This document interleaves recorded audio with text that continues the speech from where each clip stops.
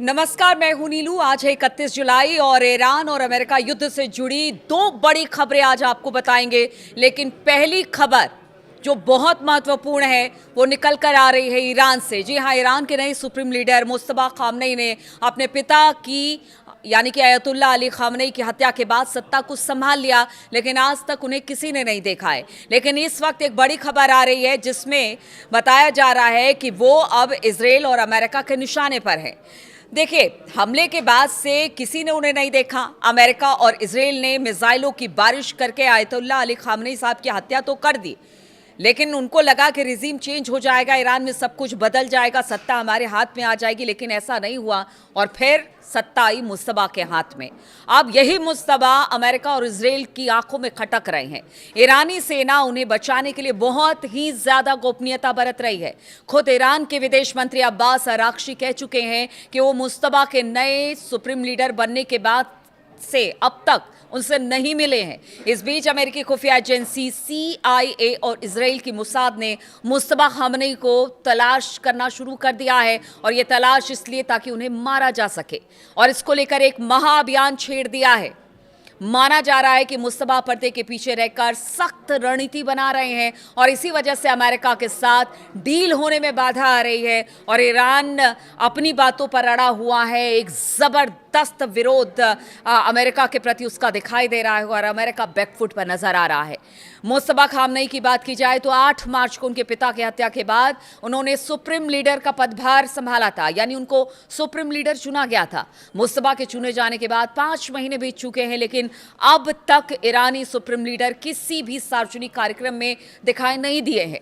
मुस्तफा ने टीवी पर कोई भाषण भी नहीं दिया है। मुस्तफा अप्रत्याशित तरीके से किसी से भी नहीं मिल रहे हैं, यानी कि कोई भी आ जाए उनकी मुलाकात भी नहीं हो पा रही है, चुनिंदा लोगों के अलावा।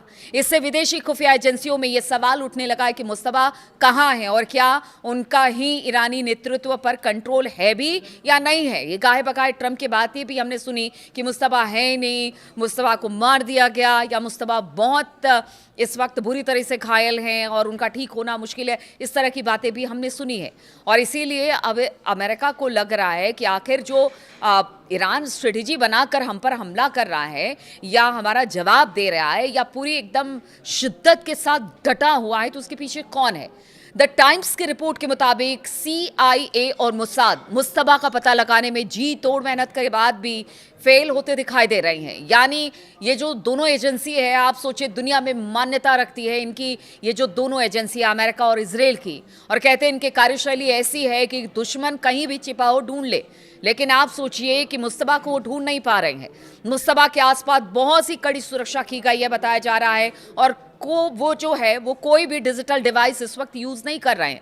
पश्चिमी खुफिया सूत्रों के अनुसार मुस्तफा कोई फोन या लैपटॉप इस्तेमाल नहीं कर रहे हैं, उनसे उनका कोई डिजिटल फुटप्रिंट नहीं मिल पा रहा है। इससे पहले की बात की जाए कि मुस्तफा के पिता अयतुल्ला अक्सर नेतृत्व के स्तर पर दिखाई देते थे, लेकिन मुस्तफा ऐसा नहीं हो रहा है, और उनकी सुरक्षा इस वक्त अहम कह लीजिए कि IRGC के लिए भी काफ़ी ज़्यादा अहम है, क्योंकि मुस्तफा को बचा के रखना है।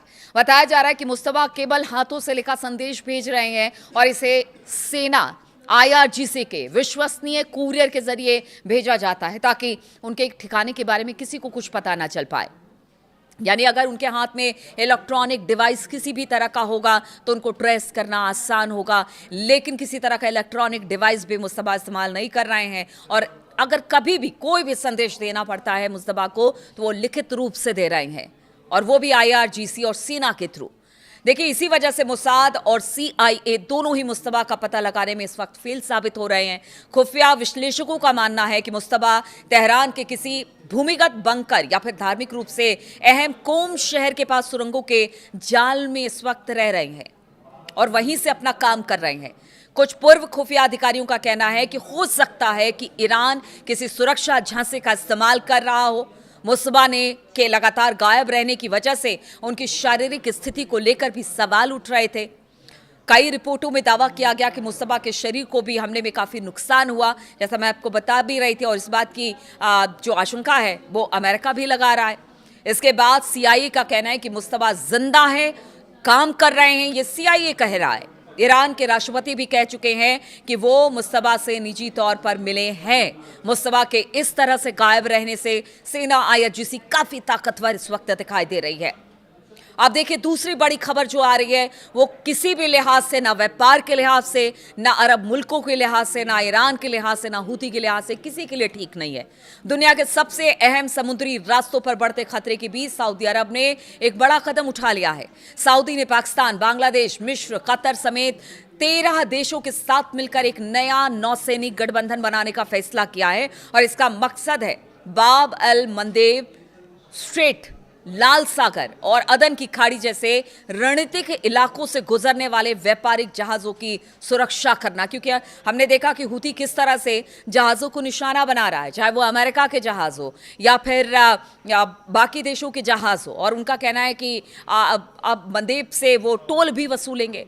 ऐसे में अब जरूरत पड़ गई है सऊदी अरब को कि बाकी मुल्कों के साथ मिलकर एक ऐसी सेना तैयार की जाए जो हूती से लड़ पाए। लेकिन क्या ये जो सेना बन रही है वो सिर्फ हूती या फिर अल मंदेब तक ही सीमित रहेगी या इसका प्रभाव हॉर्मुज तक रहेगा, ये तो बात की बात है। लेकिन ईरान समर्थित हूती लड़ाकों के हमले और अमेरिका ईरान जंग की वजह से हॉर्मुज में पैदा हुए संकट ने दुनिया भर में तेल और ऊर्जा आपूर्ति को लेकर चिंता बढ़ा दी है। यह फैसला ऐसे समय में लिया गया है जब ईरान समर्थित हूती, उनके जो लड़ाके हैं वो सऊदी अरब के खिलाफ समुद्री नाकेबंदी कर रहे हैं और लगातार हमला भी कर रहे हैं, जिससे समुद्री व्यापार लगातार प्रभावित हो रहा है। वहीं हॉर्मुज बंद होने की वजह से जहाजों की आवाजाही में पहले से दिक्कत आ रही थी। इन सुरक्षा खतरों ने दुनिया भर में तेल और गैस की सप्लाई को लेकर चिंता बहुत ज्यादा बढ़ा दी और कच्चे तेल की कीमतें आप सोचिए कि $90 प्रति बैरल के करीब या फिर उससे ज्यादा भी बताया जा रहा है कि अगर इसी तरह की स्थिति रही तो फिर मतलब $125 प्रति बैरल तक पहुंच जाएगी, ऐसा भी जानकार मानते हैं। तो देखिए सऊदी रक्षा मंत्रालय के मुताबिक इस गठबंधन के संस्थापक सदस्य देशों में सऊदी अरब, कुवैत, बहरीन, कतर, पाकिस्तान, तुर्की, मिस्र, Jordan, Yemen, Bangladesh, Nigeria, Sudan, Djibouti और सोमालिया शामिल हैं। यानी कि वो सब देश जो कहीं ना कहीं गाहे बगाए, चाहे वो अरब मुल्क हो या फिर यहां से व्यापार हो रहा हो, वो सब लोग शामिल हैं, इसमें सब देश शामिल है। इस समझौते को रियाद में हुई एक सैन्य बैठक में अंतिम रूप दिया गया और इस बैठक में 43 देशों के रक्षा प्रमुख और प्रतिनिधि शामिल हुए। यूरोपीय यूनियन के प्रतिनिधियों ने भी इसमें हिस्सा लिया। मंत्रालय के अनुसार बैठक में मौजूद अधिकारियों ने प्रस्तावित नियमों और ढांचे पर आमने सामने और कुछ जगहों पर वीडियो कॉन्फ्रेंसिंग के जरिए भी चर्चा की। सऊदी अरब इस गठबंधन का संस्थापक देश होगा और इसका मुख्यालय भी सऊदी अरब में बनाया जाएगा। ये जो पूरा एक ढांचा स्ट्रक्चर तैयार किया गया है ना, एक ज्वाइंट कमांड अभियान कंट्रोल सेंटर और एक महासचिवालय शामिल होगा जो इसको कंडक्ट करेगा, जो गठबंधन के सभी देशों के बीच एक तालमेल, कोऑर्डिनेशन बिठाने की कोशिश करेगा। मतलब एक अथॉरिटी बना दी जाएगी तमाम मुल्कों की और फिर वही तालमेल बिठाएगी इन सभी मुल्कों के बीच।